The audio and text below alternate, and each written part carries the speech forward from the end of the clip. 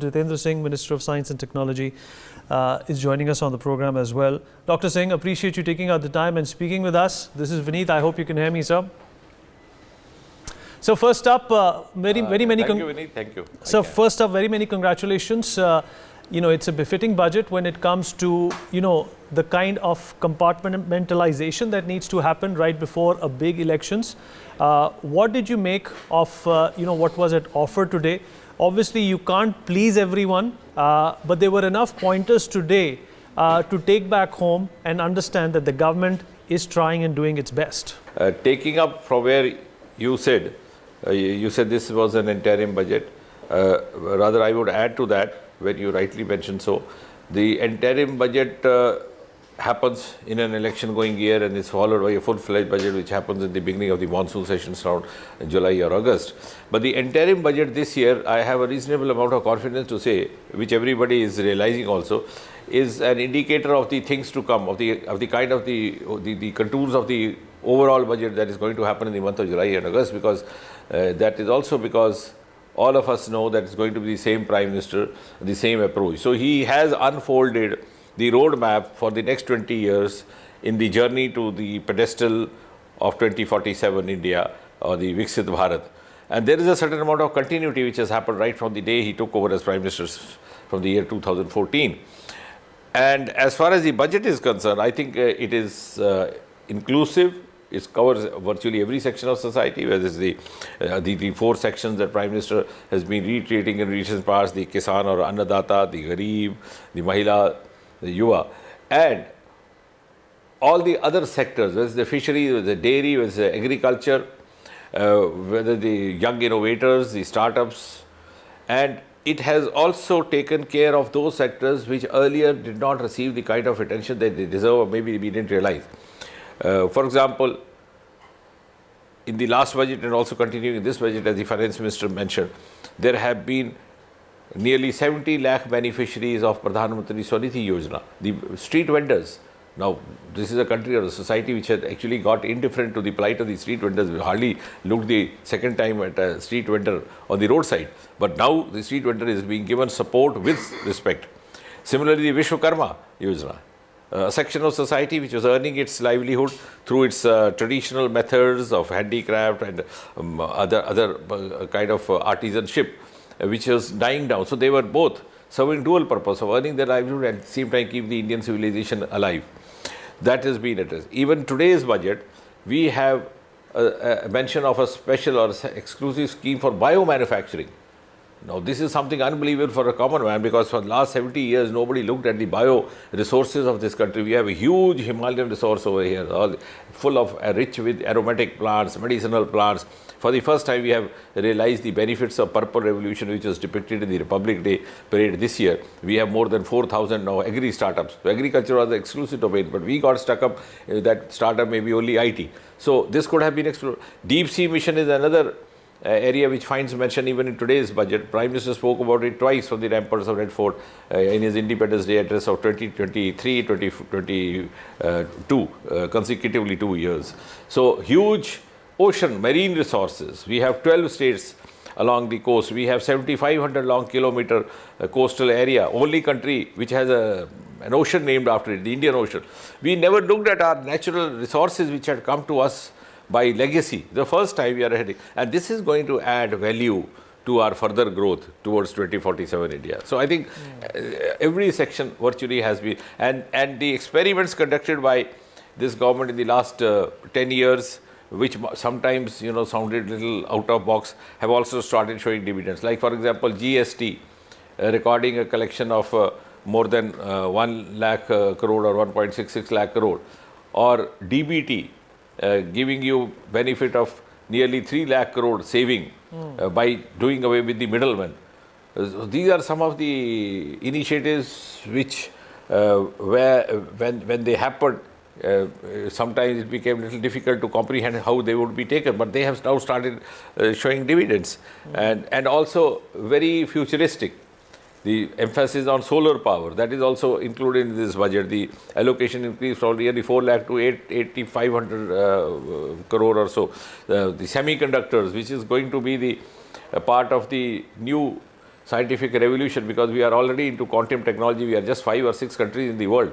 Now gone are the days when we were 1 or 1.5 decade behind others. For example, if the television happened in USA in 1950s, it happened in India only in 1971. Computer also happened about 2 decades later. Now we are at the same pace, rather ahead of them in more ways than one. Like example, we are the first to land at South Pole of the moon. So that also has been taken into consideration. We have semiconductor allocation increased from 3,000 crore to 6,000 crore.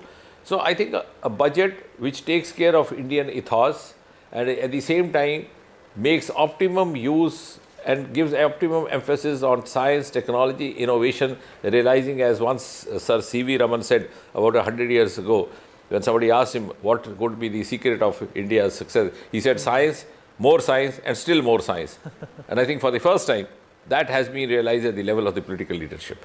Absolutely, sir. And you know, there was something that the finance minister also enunciated and articulated, and of course that from time to time, from decade to decade, does go on to show and, you know, basically configure what a particular government has been trying to achieve, you know, from Jai Kisan to Jai Jawan to Jai Vigyan to Jai Anusandhan. Do you think that perhaps is a compendium, a synopsis of what this government is trying to achieve? Because let's not forget, sir, India is a young country, fueled, driven, propelled, with no pun intended, by innovation and technology. Absolutely, absolutely. I see that is the crux of what I absolutely agree with you. In fact, this corpus also which you mentioned is going to strengthen that entire ecosystem which has raised India to rank 3 in startups. I mean, it's amazing. In 2014, when Prime Minister spoke about Startup India in his Independence Day address of 2015, many of the Indians found it difficult to comprehend what it meant. Today, we are the leaders in that startup movement, and that's happened because we could create a supportive ecosystem. And one of the components of that is the Anusandhan National Research Foundation, which was established in 2023. So, National Research Foundation, which is, I think, a better version of the National Research Society of America, and it has been appropriately named as Anusandhan, as you refer to Prime Minister's emphasis on Jai Anusandhan. And that also is going to be reinforced by these decisions like allocations of the kind mentioned in this corpus, corpus of 1 lakh crore. So all this is going to overall strengthen. Plus though it's not part of the budget, but I feel tempted to add the National Education Policy 2020, NEP 2020, where you have the exit and entry, provisions. So the student is no longer the prisoner of his aspiration. He can allow himself to be guided by his aptitude, his growing talent, his evolving experience, and can, change his stream of working. So all this will form a holistic ecosystem supported appropriately with financial assistance that is required. So this is, short of a populist budget. If it was a populist budget, the opposition would have been up in arms that it's the election year, and that's why, it is a populist budget. Do you concur with the fact that why this is not a populist budget is merely because of the fact that the government has done its homework for the past 1 decade? Rightly so, and I think while agreeing with you, I would add to that Prime Minister Modi, I think when somebody writes the history, one of the highlights has been that his approach has also sought to change our political culture, our mindset. Like for example, take the case of PM Awas Yojana. We have 3 crore Pakka houses and 2 crore more planned for the next 5 years. List is prepared by the collector. Nobody asks whose house it is, what is the caste, what is the creed, what is the, not even ask what is their vote preference or political leaning. There may be number of families who may not have voted for BJP in the last election. So it's not an approach of appeasement. As Prime Minister said, जहाँ जिस चीज़ की कोताही रह गई हम उसकी पूर्ति करेंगे. So we'll reach out where we are required. We'll fill in the gaps where they were left by the earlier government for whatever reasons, least of all the political reasons. So we will not be guided by the vote bank consideration and then leave it to the people. So I think now people have convincingly understood that. We saw that evidently lockout. If Prime Minister asked them to stay home, they stayed home because they thought if Modi ji is saying so, there must be some benefit for us.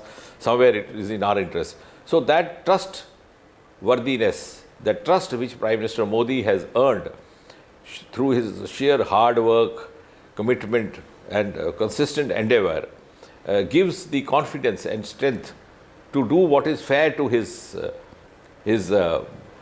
population, his people, rather than seeking shortcuts of appeasing one at the cost of the other.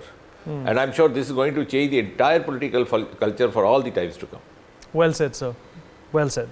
Sir, appreciate you joining us, and congratulations once again on this budget, and all the best, sir. Thank you. All the best for the upcoming elections as well, sir. Thank you so much.